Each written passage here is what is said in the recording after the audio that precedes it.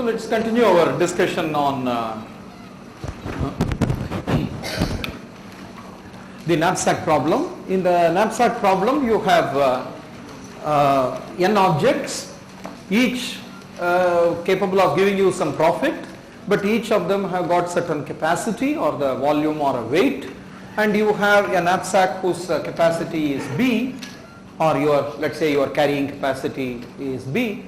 So you have to pick these objects.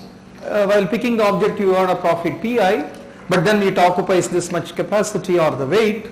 Therefore, subject to this constraint, which one you would pick and which one you would drop. Here is a picking strategy. If you can accommodate, take them. If you can't accommodate, skip and then see whether you can accommodate the next item and so on. So in this way you keep on, you examine all the items. But the order in which you are examining the item is x1, x2, xn, where P1 by A1 is greater than or equal to P2 by A2, greater than or equal to Pj by Aj, greater than or equal to Pn by An. So you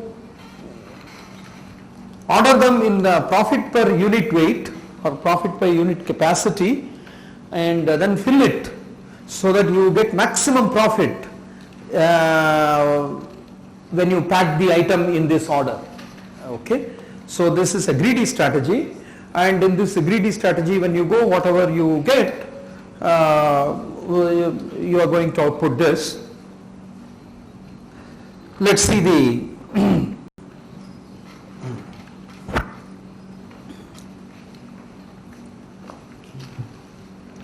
again, when you are simply considering the profit by unit weight alone and include and exclude, much like the example that we have seen already, the following anomalous situation may arise. For instance, you have P1, P2, etc., Pn minus 1, Pn, and each one of them is a profit 1, and Pn has a profit B minus 1, and its capacity, let us say, is the capacity is also 1, and let us say this is B. Okay, this is A1, A2, An minus 1, An. So this is the capacity of this object. Okay, let us assume that for example B equal to 7n. Okay, let us assume that B equal to 7n, and this is the capacity, and these are the n objects. And now if you go by profit per unit weight, P1 by A1 is 1, P2 by A2 is 1, and so on. So all these have profit per unit weight 1, and this one is B1 B minus 1 by B. So this is a fraction less than 1. Therefore, in the sorted sequence, all these things will appear first, this will appear in the end. Pi by Ai in the increasing order. So you would consider first x1, this is object x1, x2, xn minus 1, xn. First you would consider object x1, you can accommodate, and x2 also you can accommodate, and so on. So in this way, up to xn minus 1 you would accommodate. When it comes to the last object, because you will be able to accommodate all of them, they add up to only n minus 1. The capacity is 7n, therefore up to n minus 1 you will be able to accommodate. Therefore in your bag you have the object x1 to xn minus 1, and the profit you are earning is n minus 1 because they all add up. And when you try to consider the last object, you can't obviously put it in because its weight is B minus 1, and if you include, it will exceed B. And because of that you will not be able to accommodate this fellow, you would ignore it and you will include all these objects. When you include all these objects, the profit you get is n minus 1. Okay. However, there is a much better way. You can take the bag and you can take only the object xn, because the object xn has got profit b minus 1. The object has got profit b. Its capacity is b minus 1 and the profit is b. Okay. And b in our example is 7n. Okay.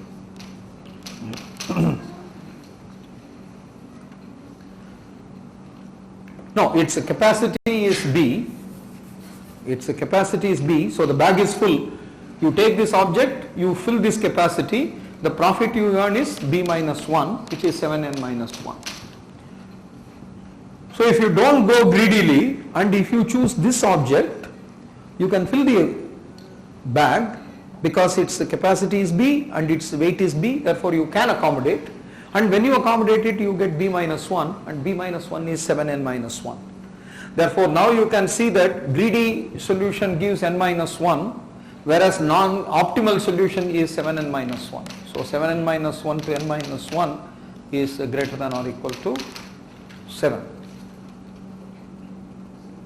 In fact, this can be made arbitrarily large. You can make it alpha n and then this will be alpha and this will be greater than or equal to alpha. In other words, the approximation ratio cannot be bounded at all. If you simply go greedily as per P1 by A1 or P2 by A2 in that way, here is an example that shows that the ratio of opt I by AI need not be bounded by a constant. It can be made arbitrarily large. You can cook up an input value where if you apply the greedy algorithm, you end up with a selection of the object whose profit bears a very poor ratio to the optimal profit you can earn. Okay. The optimal solution is simply pick this last object and its capacity will fill it. Alright. So the algorithm we are going to do is not just this. You take this and then you take this cost and you consider the maximum. Consider the so you output y, let the cost of y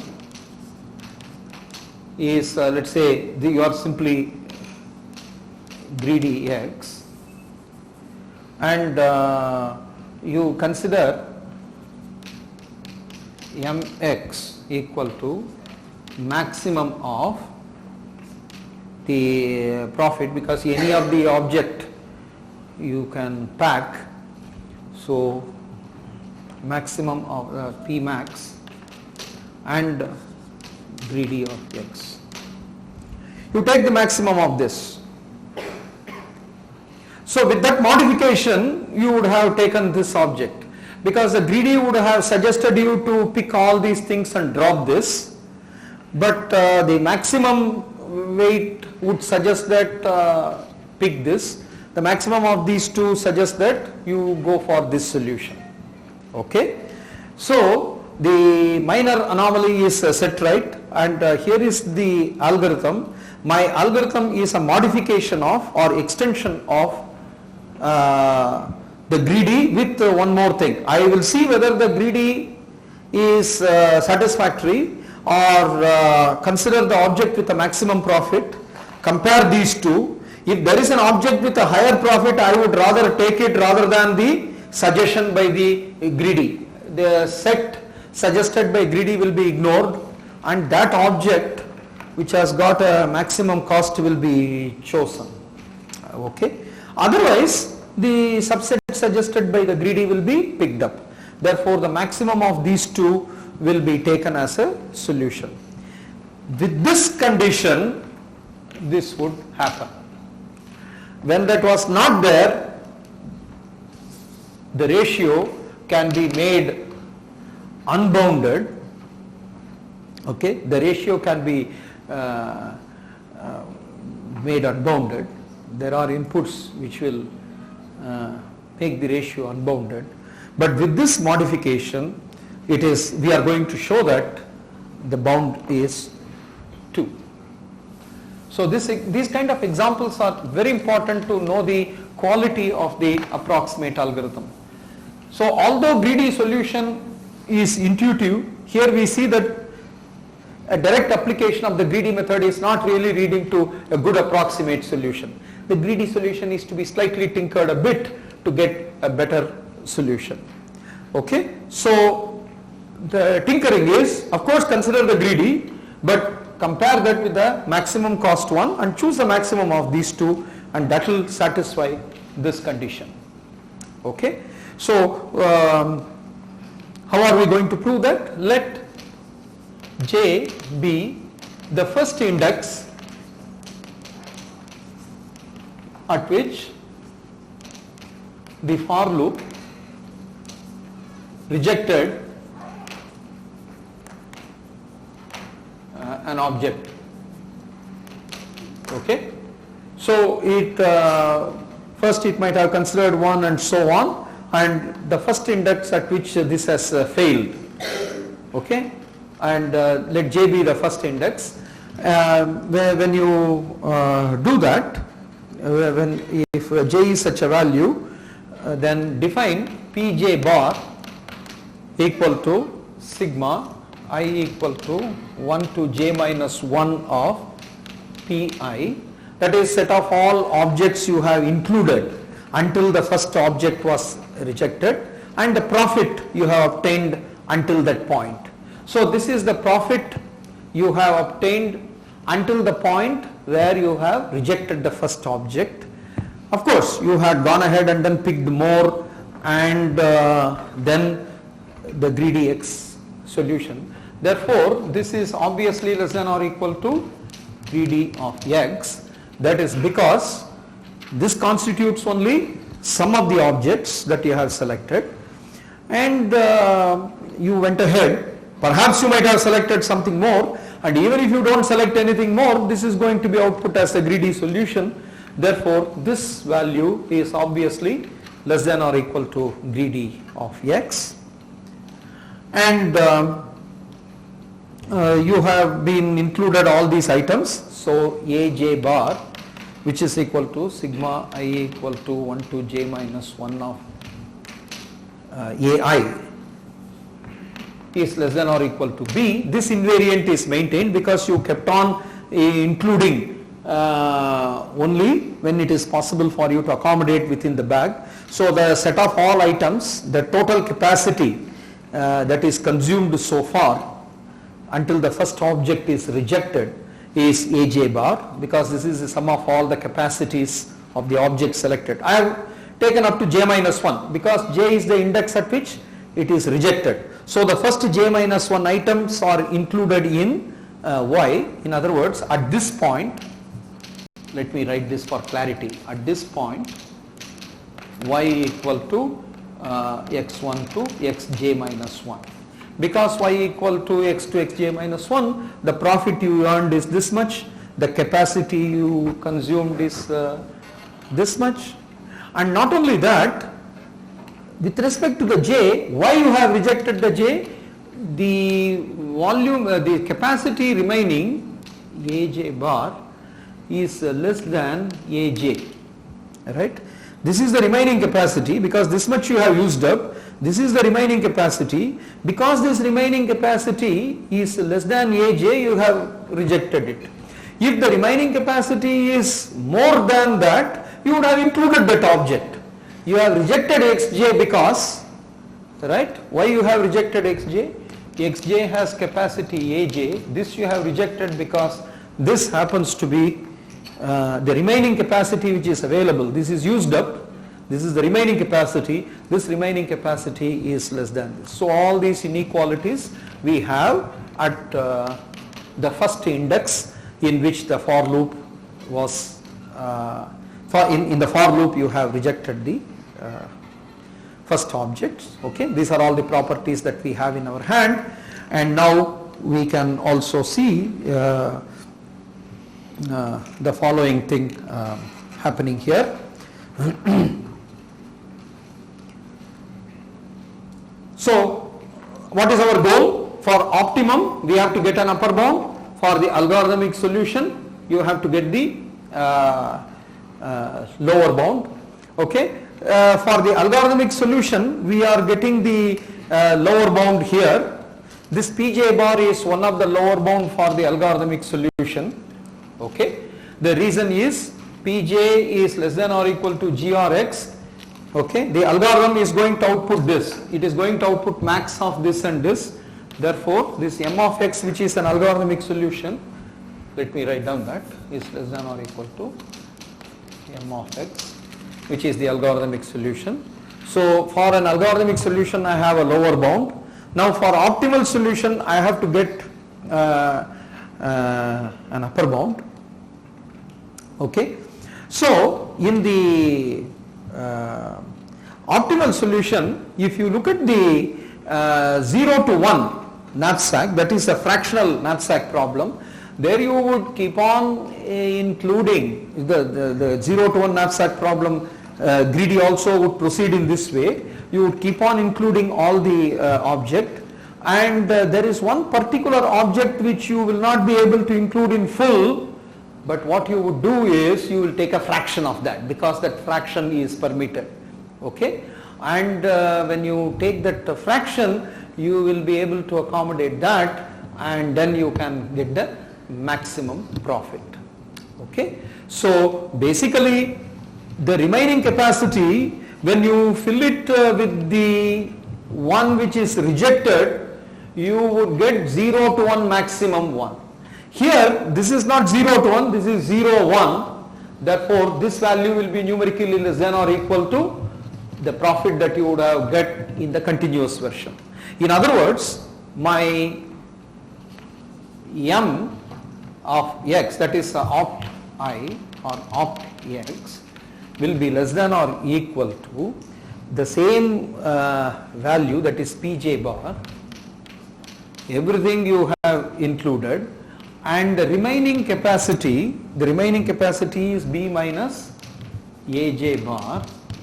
This is this one, even if you fill with the next object with this profit, right, this you could not accommodate, you have rejected it. So the maximum you can get is by Pj by Aj. Okay.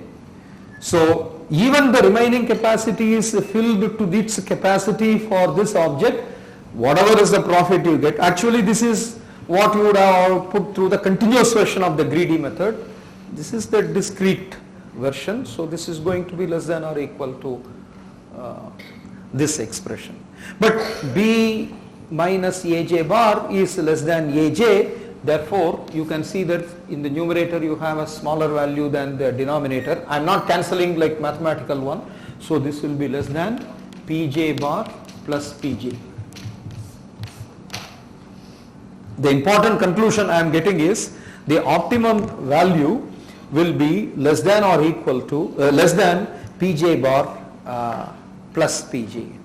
But now you can see that I can use the upper bound of m of x.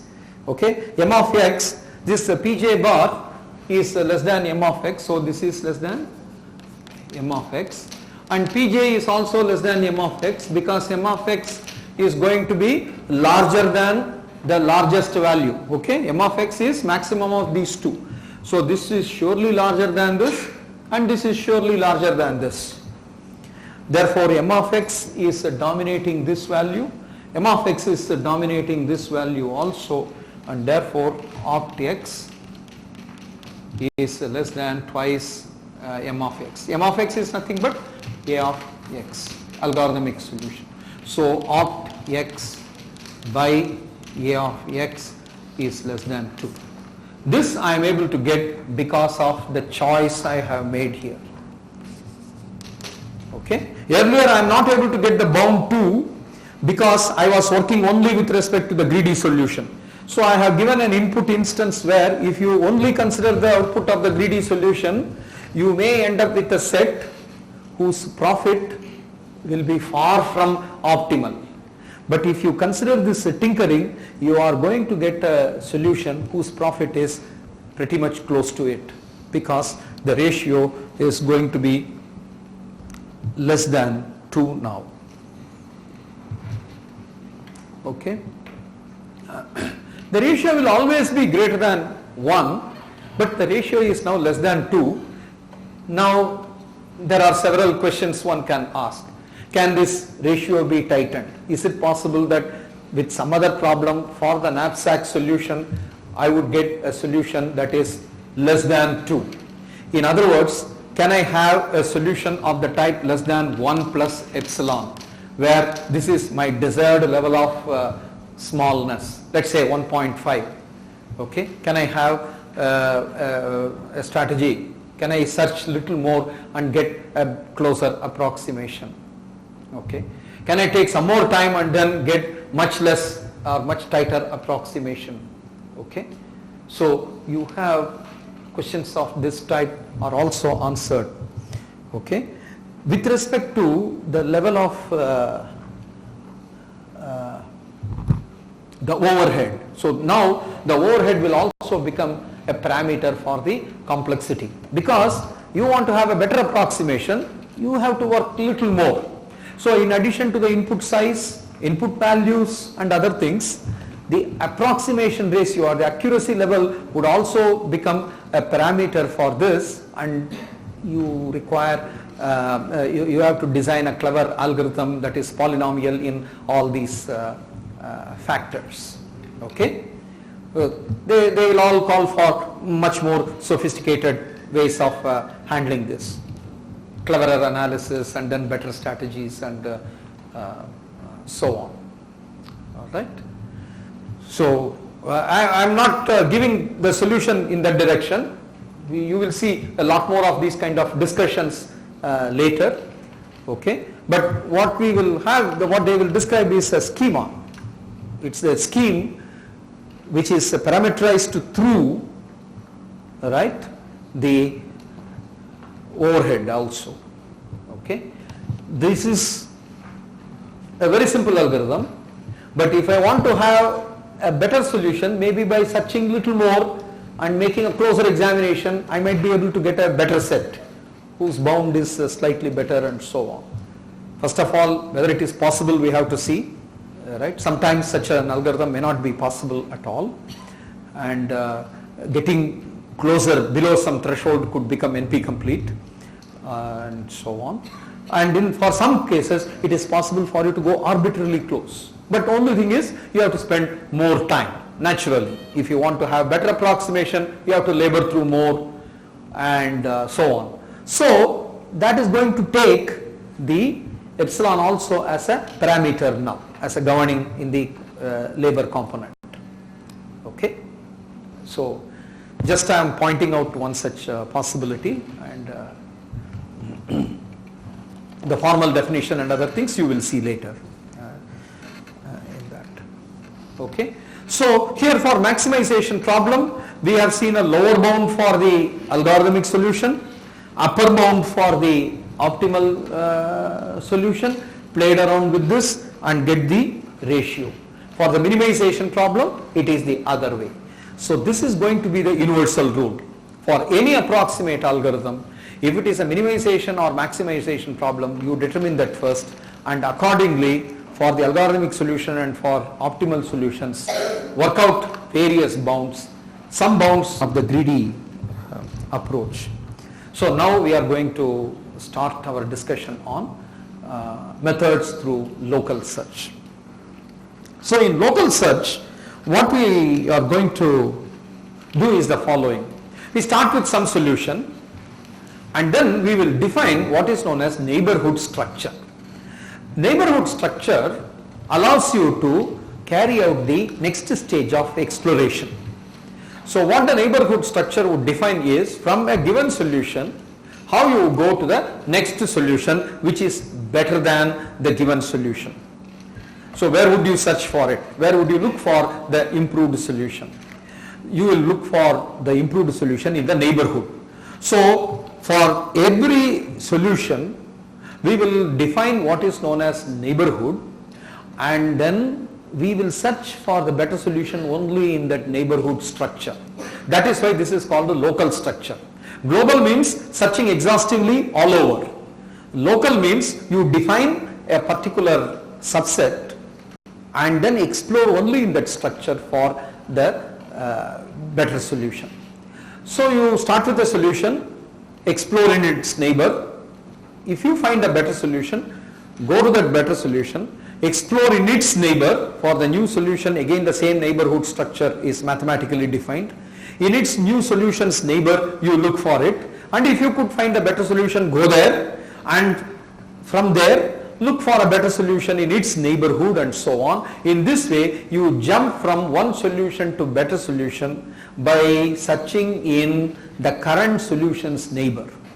If you are in a particular solution whose neighborhood offers no better solution than what you have, you stop the process and output it. That's it. That is the strategy. Okay. So this is the paradigm. This is the pattern of computation. Alright. So this is a generic approach. Now you have to customize it for every problem, how I define a neighborhood and so on. Again, the neighborhood definition, because you are going to search for better solution in the neighborhood should have a very good structure and it should be small. There is no point in considering a neighborhood which is trivial and which is so large that of course you will find a better solution, but then the neighborhood is so large that searching in that will become an exponential solution or something like that. So it is important to bear in mind that the neighborhood is a good structure and it is compact and small, right? At the same time, if it is too small, soon you will end up with a solution whose neighbor will not have anything, will not have a better solution. Therefore there is a conflict here. It should not be too small that your neighbor has no useful information, and it should not be too large that your search in the neighborhood takes exponential or unreasonable amount of time. Therefore the neighborhood definition must be cleverly crafted. It's very important to craft a very clever neighborhood. It comes by experience. Okay, so we are going to see first a case study and then another case study in which the judgment calls are possible. Okay, and then leave some problems to you to study the effect of various possible and potential definition of neighbors for that problem. Okay, each definition of neighbor will have something to offer to you which you can explore. All right. So first let us understand the technique of neighbor in the following case study, through the following case study. So this is approximate algorithms through local search. The problem which I am going to discuss is called the max cut problem.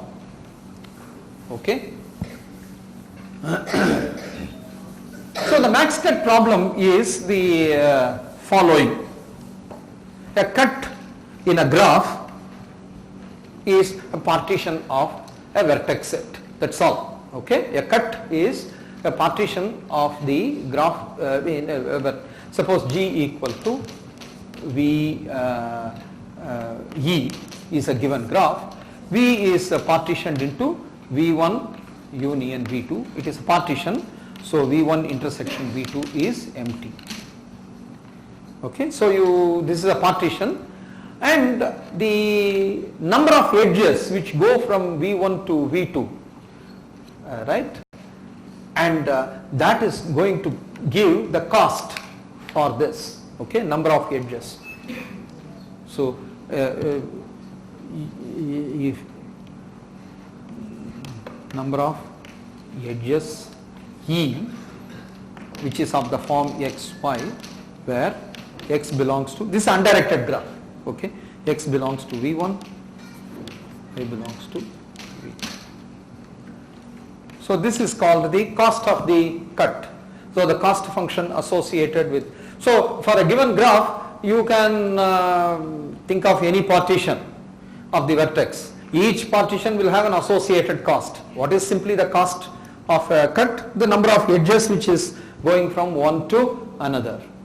Okay. So this is defined as the cost function, and you are interested in finding that partition that has a maximum cut. That is the maximum cut value. The maximum number of edges should go from V1 to V2. Discover such a partition in that. Okay. So in order to do this, we are going to do the following. Just a second. I need, there's only one page was Xeroxed. It has to be one more page in this.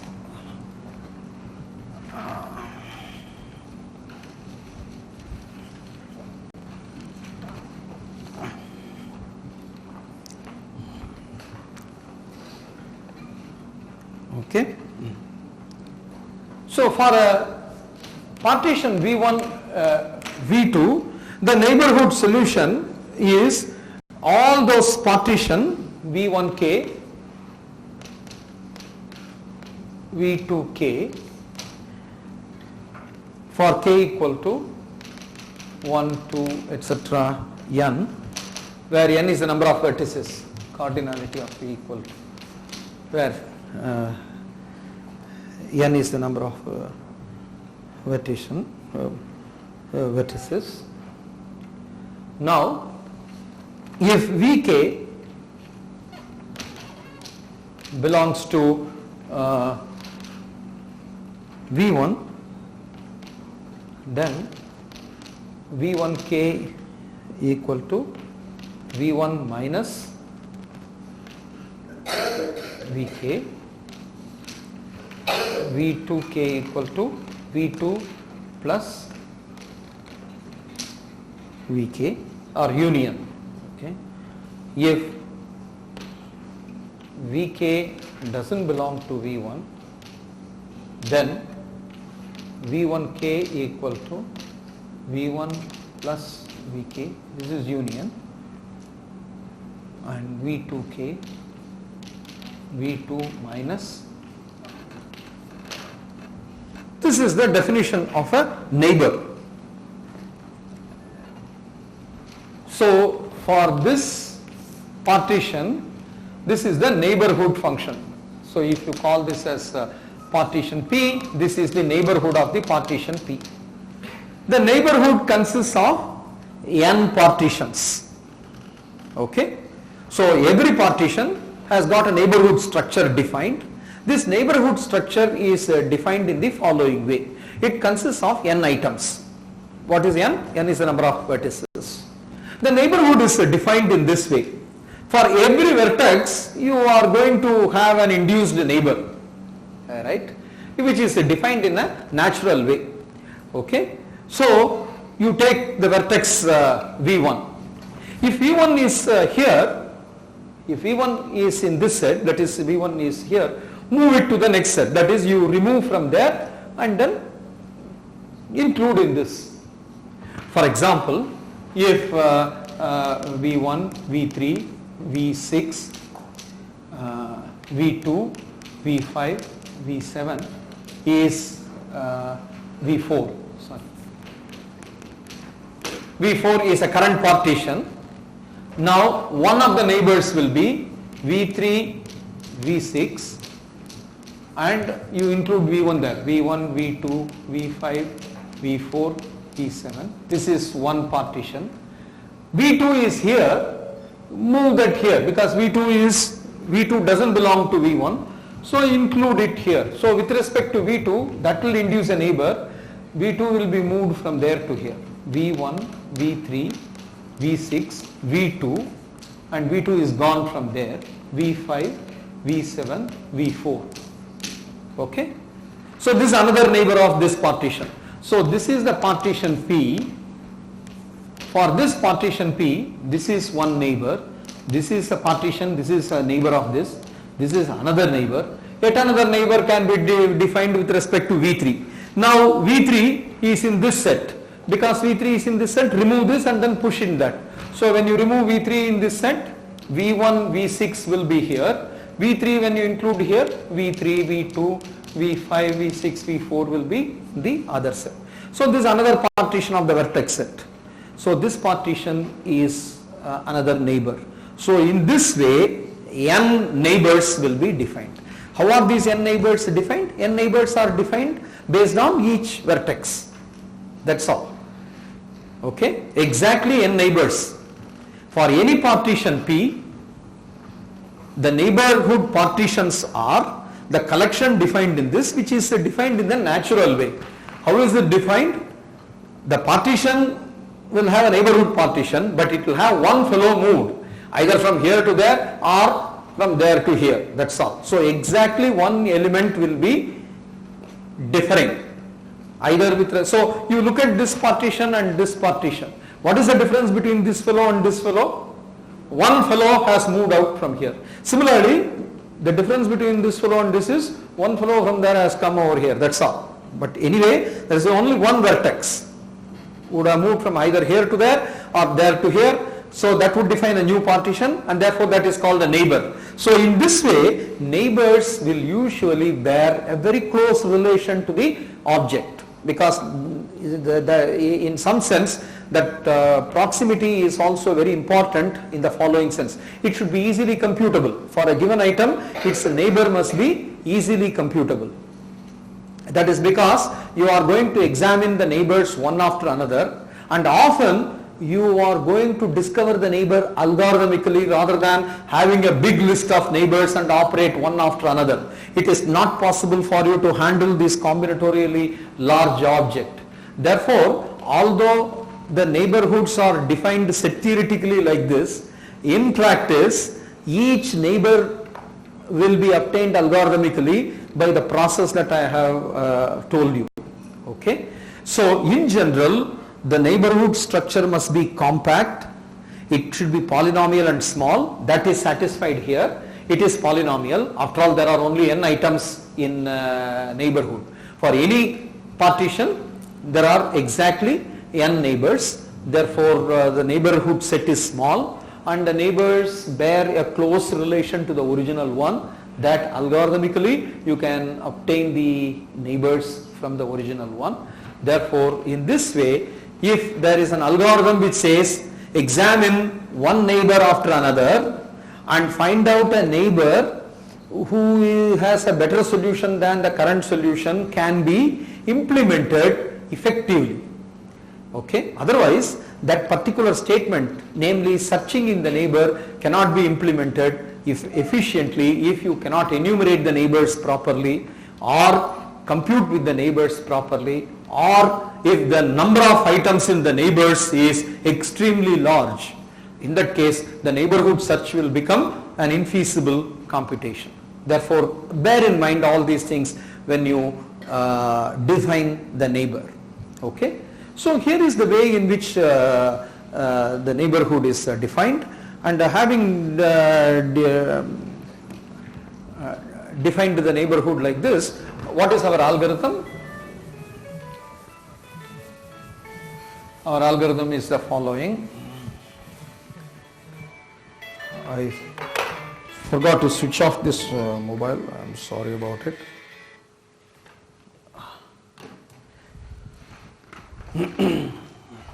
So I'll take a new chalk.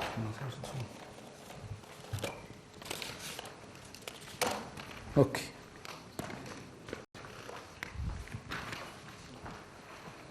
So what is our algorithm? We are going to start with a trivial partition.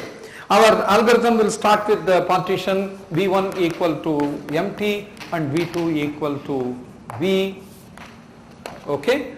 And then it will go to all the neighbors and then see whether there is any solution better than my current solution.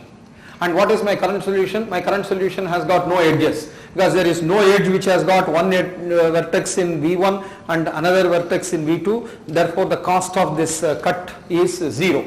There is no edge. Therefore, but this is a partition, and this partition has got n neighbors. and in those n neighbors I will see whether there is a better solution than my current solution. Any solution. The moment I get a better solution, I will stop the search in it, because I am not going to again exhaustively go through all of them and so on. The moment I get, this is the first cut solution, right? So in my first cut solution, the moment I tumble on a better solution, I stop with that, go to that solution, and from there in its neighbor I will search for a better solution and so on. So I will keep on going from one solution to another solution, search in its neighborhood, and stop when I have a solution in which my neighbors have no solution at all. That's all is the process. Okay. So this is a starting point, and then this is my algorithm. So this algorithm is going to stop at some point, and then it will output partition, and this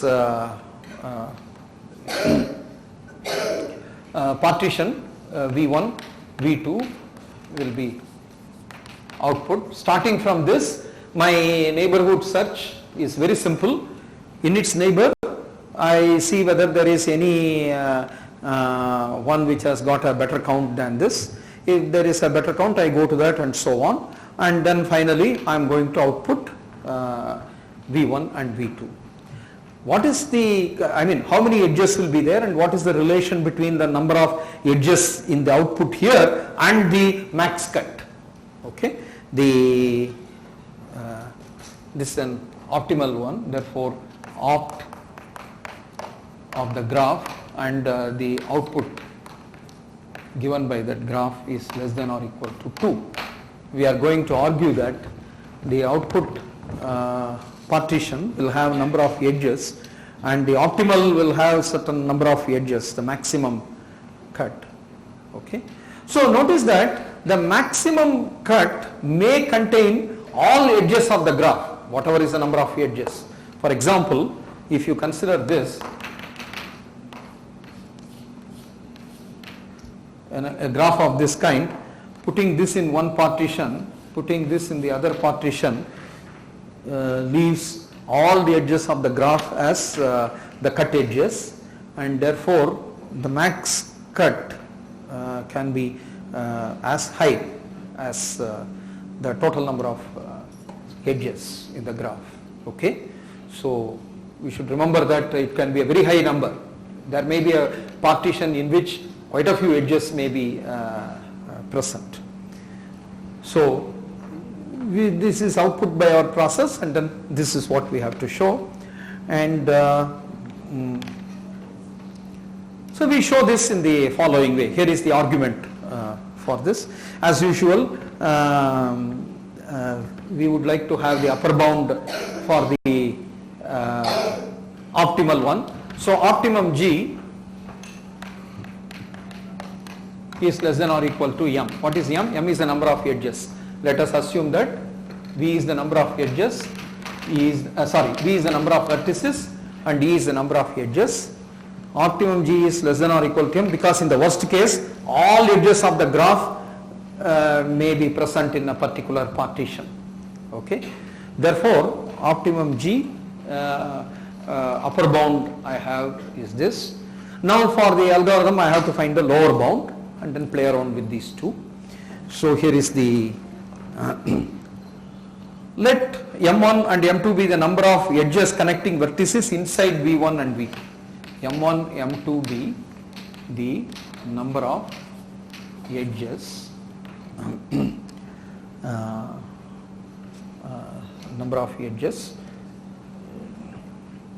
connecting vertices inside V1 and V2. Okay. So if you consider the total number of edges, how can the edge be? It may be connecting vertices within V1, within V2, or across V1 and V2. Across V1 and V2 is the algorithmic output. So M, which is the total number of edges, equal to M1 plus M2 plus AG. AG is the number of edges which is output by this algorithm. Okay. It is for this I am interested in finding the lower bound, right? For the algorithmic value I have to find the lower bound. For the optimum I have already the upper bound. Okay, so the first relation I am getting is m equal to m1 plus m2. So given any vertex vi, that is because we have to use the fact that this is an optimal, locally optimal partition. In other words, I am not able to find anybody better than in the neighborhood.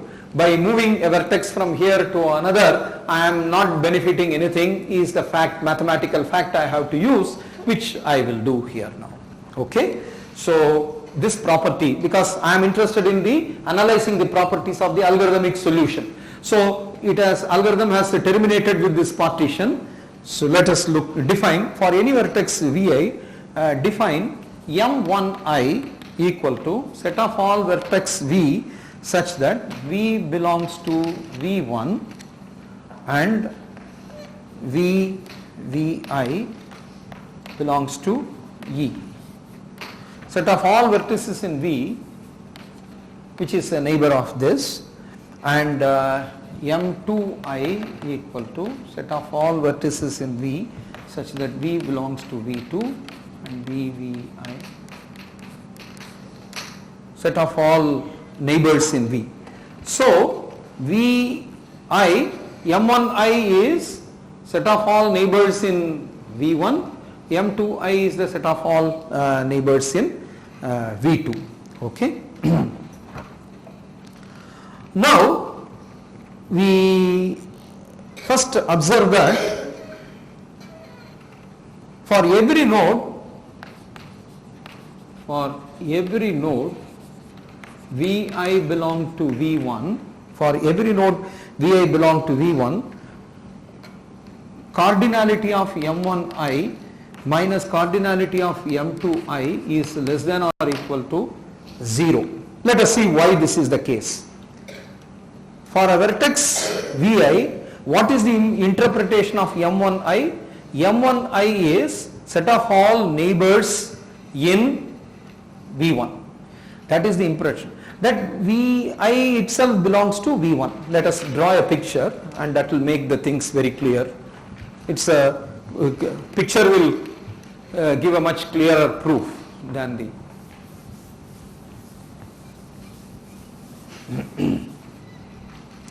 okay. So let us see why the cardinality relation. Here is v1, here is v2. Let us assume that this is vi. So m1i by definition is set of all vertices which are adjacent to this fellow. So here are some number of vertices and these are all the neighbors of vi in v1. Okay, and vi has got some more neighbors over here, and so vi has got some neighbors over here. This is m2i and this is m1i. Why m1i must be less than or equal to m2i? When you differentiate why it is less than or equal to 0, what this says is m1i is less than m2i. Why this must be less? If this is more than this, by moving v1 over here, okay, I would lose this many edges in the cut, but I would introduce this many edges in the cut, right? Let us say this is as in the example, this has 4 and this has 5. By moving vi here, whatever is the number of cut, 4 will be lost, but because this fellow has gone, all these edges will now become the cut edges because they go from v1 to v2. So the number of cut edges will be increased. In other words, v1, v2 will have a neighbor in which this fellow has been moved here who has more number of cut edges, and that is not possible because this is the output. This is the output means no neighbor has got a better solution. Since no neighbor has got a better solution, in other words, no neighbor of V1, V2 has got more number of edges going from V1 to V2, right? If you move this fellow, 4 will be lost and 5 will be gained, and therefore that will not be possible. Therefore, it must be the case like this for everyone here. Similarly, the other way, for every node Vj belong to V2, it must be the case that modulus M2j minus mod M1j is less than or equal to 0. If this were not the case, by moving I will be able to increase the count of the edges which are going across the partition. Okay, so it must be the case that for this guys, this inequality should hold good. For this guys, this inequality should hold good, the count wise. That is because of the property that V1, V2 is currently optimum partition. None of its neighbors will have more edges walking across. Okay, so now little bit of arithmetic and things will be settled in 2 steps now. Okay. Now if I sum all these vertices, okay, so if I sum all these vertices along V1, this inequality, if I sum over I such that Vi belongs to V1, okay, what is the sum of all vertices of M1I when V belongs to V1? It is all edges in this counted twice, because you are taking all the vertices here and their neighbors. So when you sum, it is twice the number of edges. So when you add all of them, you are going to get 2 M1 minus AG is less than or equal to 0. This inequality you get by summing this, because sum of all these quantities is nothing but all the edges counted twice within this one. And when you vary over this, and what about the sum of these edges which is going across, because these are the number of neighbors and this will be counted for each one of them, means this is going to count the number of edges across the partition, and that is the algorithmic output AG. So this expression will sum to AG, this expression will sum to 2M1. Similarly, when you add this inequality for all of them, you will get 2M2 minus AG is less than or equal to 0. So adding these two, we get M1 plus M2 minus AG is less than or equal to 0, because 2 is cancelled throughout. Therefore, M1 plus M2 minus AG is less than or equal to 0. In other words, M1 plus M2 is less than or equal to A of G. So for the algorithmic output, I have got a lower bound. Okay. So for the algorithmic output, I have got a lower bound, and now I will get it now related to M, because this M is related to the 1. Now first I will eliminate M1 plus M2. Now M1 plus M2 is very easy to, so M. Last two inequalities. Huh? The last two inequalities. Huh? These two inequalities? Huh? That is satisfied for a subset of nodes or all? For all nodes. For every node, for every Vi, this individual fact must be true. Okay, this fact is nothing but this fact. This fact is written like this. Why this fact is true for everybody in Vi in V1? If this were not the case, by moving Vi to the other partition, I will be able to increase the count. I will be able to increase the count of number of edges which is walking. In other words, V1, V2 will have a neighbor V1I, V2I. This neighbor will have more edges walking across them than this. There are some number of edges which is walking across V1 and V2.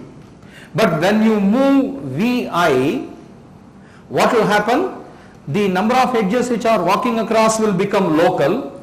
The local edges will become the edges which are walking across. So the local edges, if they are more, now more edges will walk across, and that means, that's why I told you this. So here is an example. Suppose there are 4 edges are walking across and there are 5 edges internally. Okay. In other words, this is 5 and this is 4. Okay. This is 5 and this is 4. If this were the case, what will happen? Suppose Vi is moved here. Then these 4 will become local and these 5 will become walk across edges. So what happened to now to the total number of edges walking across? 4 has gone, because these 4 are no more edges which are walking across. So 4 will be reduced, but 5 will be increased. That means here is a neighbor who has a better cut. That is not possible, because by our assumption this is output. This fellow has got no neighbor who has more edges walking across than here. That means for every vertex here, this inequality must hold good. Similarly, for every vertex here, this inequality must hold good here. So sum these inequalities, because this is true for everybody here and this is true for everybody here. Therefore, this is actually several inequalities. In fact, this is as many inequalities as the number of vertices in V2. This is as many inequalities as the number of vertices in V1. Sum these inequalities and sum these inequalities, you get these two. Okay. Are you able to see why that sum is this one? 2 times M1, because it is a number of edges. Each edge is counted twice. When you, all local edges, you are varying this, right? So all the local edges will be once with respect to this vertex, another times with respect to the another edge. That is the reason why it is twice M1, and the edges which are across will be nothing but algorithmic output. So 2M2 minus AG. When you add these two, you get this. Now M equal to M1 plus M2 plus AG, but M1 plus M2 is less than or equal to AG, therefore M is less than AG plus AG, that is M is less than 2AG. Okay, but what is M? That is anyway, opt G is less than or equal to M. So what do we get? Opt G is less than or equal to M, but M is less than or equal to 2 times AG. Therefore, opt G by AG is less than or equal to. The bound is now established.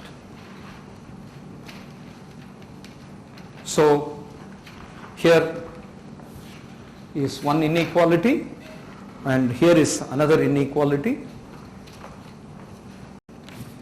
So right now you might have intuitively felt the way in which although I have to establish inequalities, lower bounds and upper bounds, I must have the bounds bearing some common relation.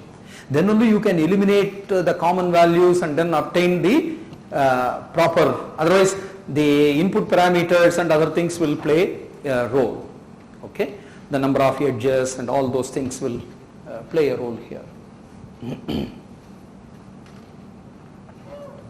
Since this M1 and M2 are all, these are all variable depending on the input. These are all the one which is, we have to eliminate all of them. So my inequality must relate this with the inputs in some way. Finally, I have eliminated M as well. So you observe, you read the proofs carefully. You read the proofs carefully.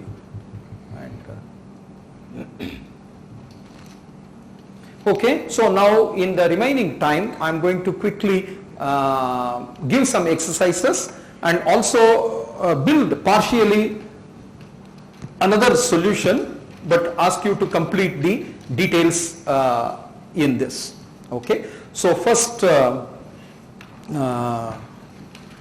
in continuation of the local search, I am going to give the following very interesting problem. I will give part solution for this. For the full solution, I want you to discuss during the break. Okay, after lunch break, you will have time for you to discuss.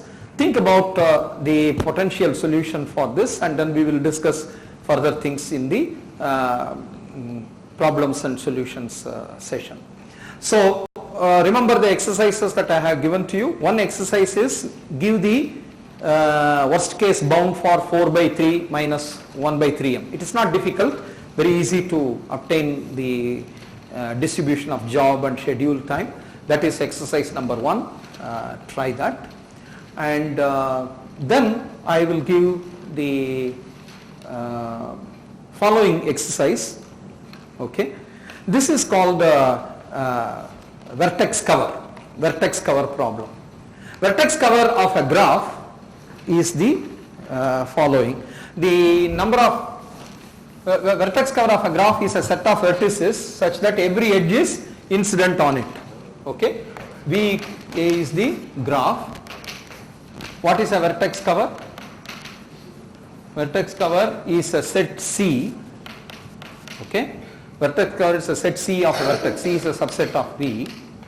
What is the property of V? If E is an edge xy, then xy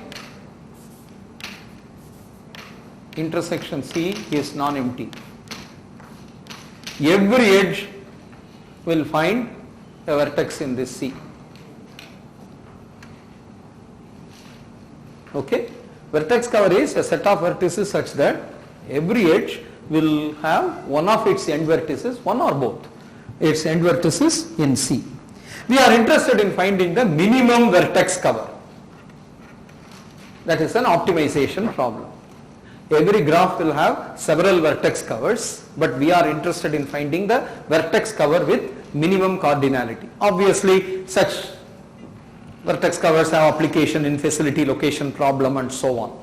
It's okay. I mean, let's not look into the applications at this point. Take it as a combinatorial problem.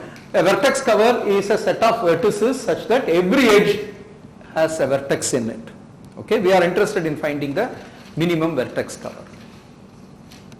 One greedy strategy to hit the minimum is, okay, take a vertex with maximum degree, right? Remove that, because when you remove that and the edges incident on it, you have a remaining graph.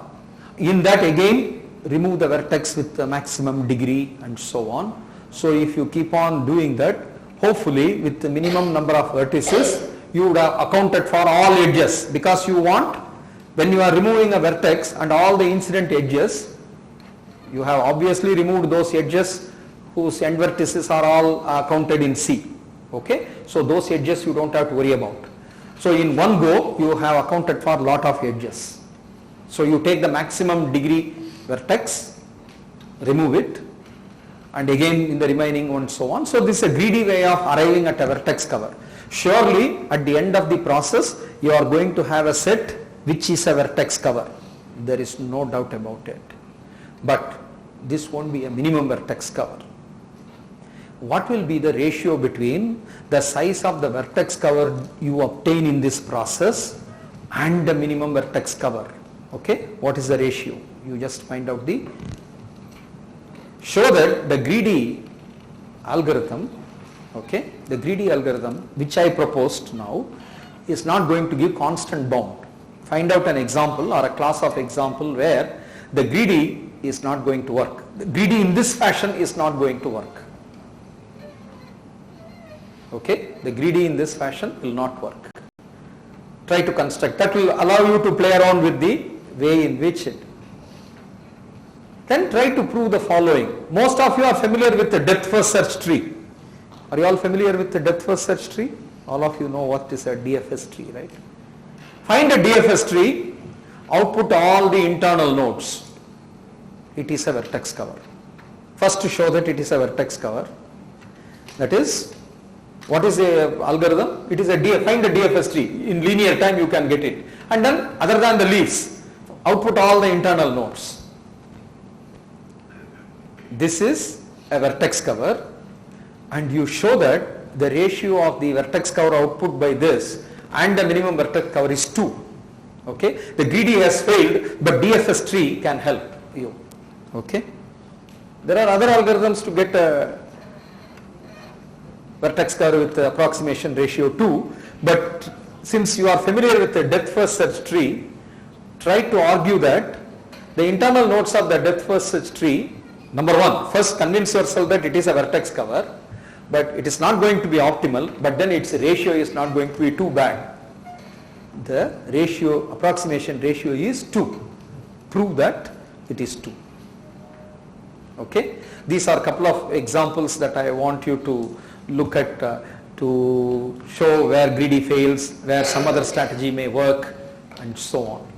Okay, and these are all warm-up kind of exercises. They are not open problems. These are all solved already, but each one requires some insight and then some nice way of appreciating this. So the beginners, when they tie around with such examples, will get a lot of insight in both the design and analysis part. The analysis of internal nodes of a DFS tree bears a common ratio, with a ratio 2 to the minimum vertex cover is non-trivial. Okay, try that. It's interesting. So you try that. Now for local search, I am going to expose you to a problem, and then this will also have some part of it. I will give it as exercise, the solution for which we will discuss in our solutions and answers session. Okay, it's available. Again, this is not an open problem, but I am going to leave certain part of the analysis as an exercise so that you understand the way in which the approximate algorithms are analyzed. But if I simply state the problem, you will make no headway because it is a part of a research paper. So I will give sufficient hint and then ask some specific questions, and working out them will give you a lot of experience and insight. Okay, so here is the problem. The problem is you have to find a spanning tree with maximum number of leaves. Okay, the optimization problem is finding the spanning tree with maximum number of leaves. So given a graph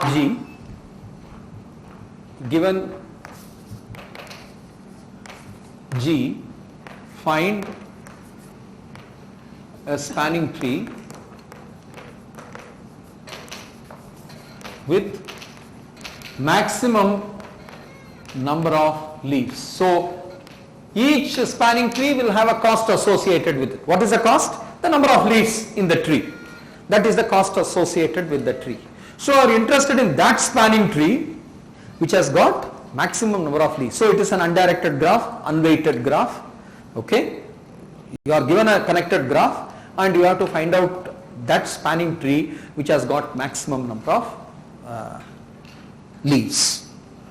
Okay. So here is approximate algorithm, which is an interesting one, and here I am going to define the neighborhood function. You start with some spanning tree, right? You start with any spanning tree. Let us say you do depth first search, then you do the DFS, you get a spanning tree. Start from that, or BFS, anything. You start from some spanning tree. Now you go for the neighborhood search. So for every spanning tree, you are going to define a collection of neighboring spanning tree, right? And among those neighborhood, is there somebody with a better solution you are going to see? If there is a better solution, you are going to go there and so on. That's a local search paradigm. So neighborhood structure I am going to define. So how is the neighborhood structure defined? The neighborhood structure is the set of all for a spanning tree S, okay,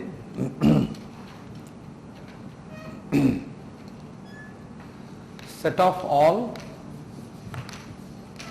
spanning trees differ by one edge.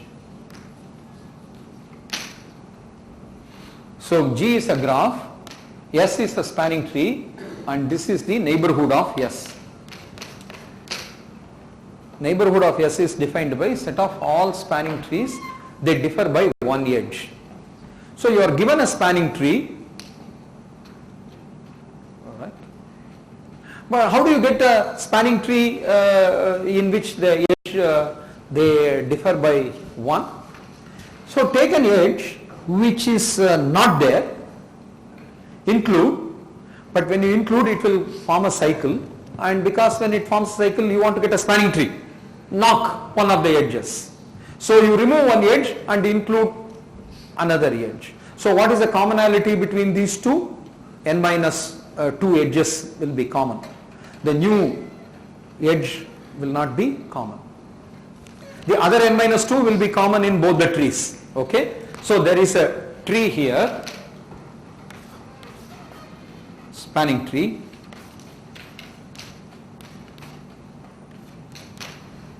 Okay. Let us say you add this edge. After adding this edge, you now remove this, let us say. Any edge in the cycle of course can be removed. Suppose you remove this. This is a neighbor. Now you can see other n minus 2 things are common. Okay. Only one edge is different. So they differ by one edge. Therefore this is a neighbor and this is another neighbor. Let it be there, let this edge be there, but you can remove this. Now this is another spanning tree of the original graph, right? Because number of vertices is same, nothing has changed. One edge is included and one edge is deleted. So this is another neighbor of the same tree. Okay. So how many neighbors are there for a given spanning tree? How many edges? How many spanning tree? How many entities are possible? What is the worst case bound for the neighborhood set? Cardinality of NS is less than or equal to?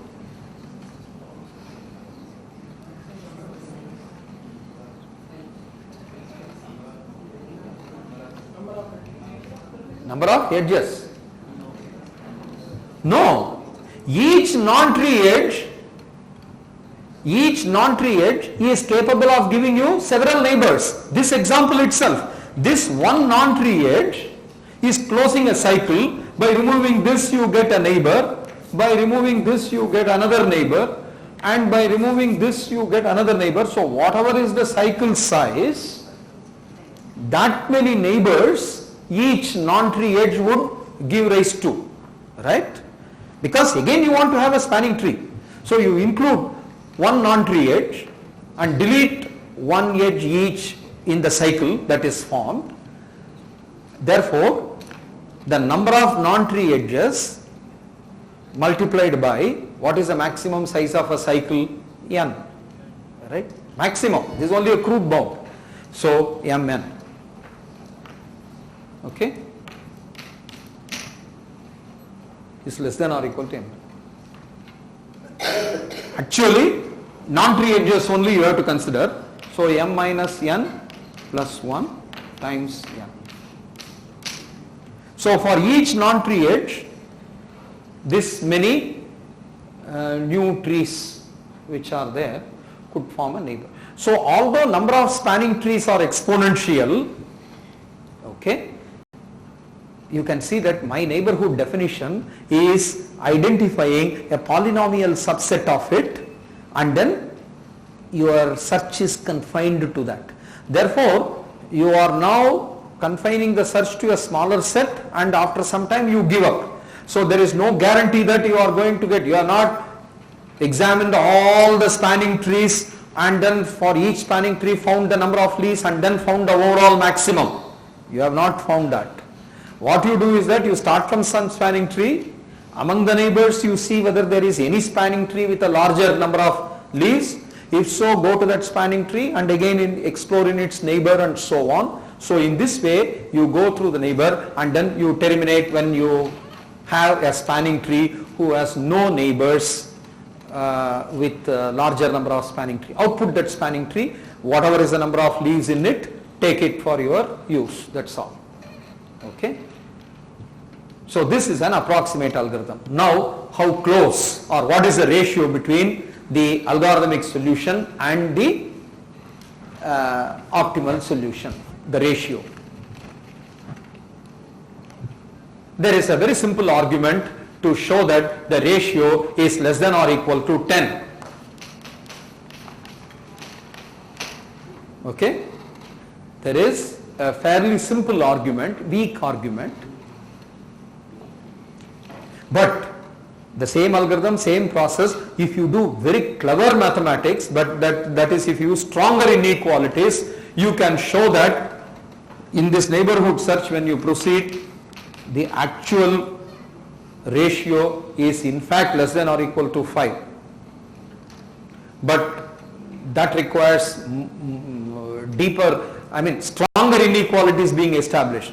Structure is same, solution is same, algorithm, everything is same, output is also same. But if the output is carelessly analyzed, you will get a bigger bound, but a careful analysis leaves you with a tighter bound. Okay. Then the authors have done the following. They have made the neighborhood structure slightly larger. Still it is polynomial. They made it slightly larger with the hope that some better solution could be obtained. In fact, they could do that. What they did was they have defined the neighborhood function as set of all spanning trees not differing by one edge but two edges. So they closed two edges and then thereby they obtained a larger collection of spanning trees in the definition of neighbor. So in a larger set they searched for a better solution. Obviously they got a better solution because they are now exploring a larger set. In fact, the surprising thing is the bound when you are using differing by 2 is less than or equal to 3. Okay? The approximation ratio when you use a larger search space, obviously you got a better one, and then they could prove that it is less than or equal to 3. All of them are combinatorially very interesting, and the structural properties which are established are all very nice one. So I want you to go through the process of discovering the proof for this. So I will give the outline of key steps, ask you to prove some property. The moment you prove some property, you would have established a certain bound. So all you have to do is that graph theoretically you have to, so I am not asking you to reinvent the whole wheel. That would be very difficult, obviously. This is the research effort of perhaps several years, therefore, or several months at least. Therefore, I am not simply going to ask you to rediscover this algorithm or something like that. That's obviously unfair.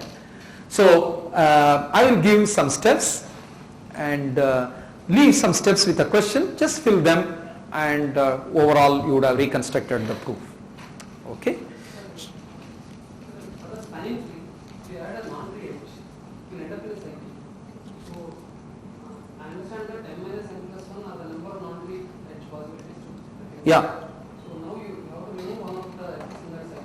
Yes. So can we have a better bound than n? N is the number of possible nodes that is. N minus 1 is the number of edges. Yeah. Can it be n minus 1? N minus n plus 1 is the n minus 1. Here n minus 1?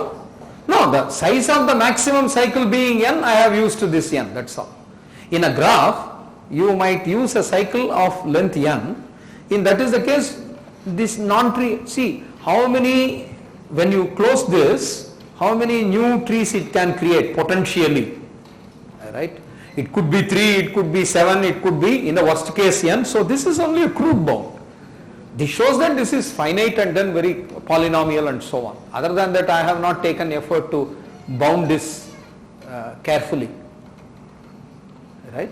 This is the number of non-tree edges. Each non-tree edge, when you include, by removing this you can get a neighbor, but including this, but by removing this you may get a neighbor and so on. So, that's all. Only in the cycle. That's it. Right.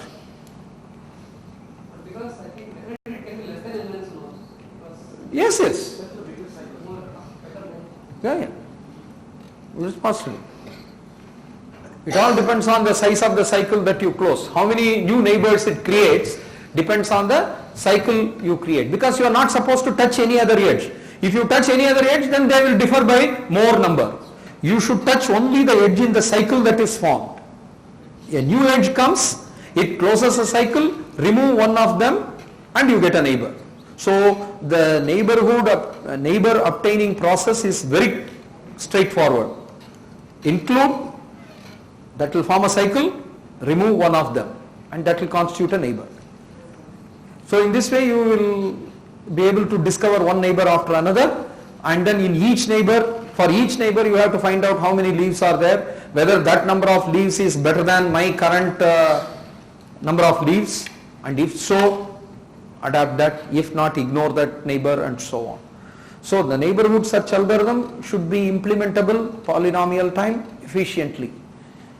That is doable with this definition of neighborhoodness. Number of leaves. Number of leaves is the goal. Our goal is find a spanning tree with the maximum number of leaves. This is the goal. So you start with some tree and see in its neighborhood whether there is another spanning tree which has got more number of leaves. That's what you have to keep looking for. Okay.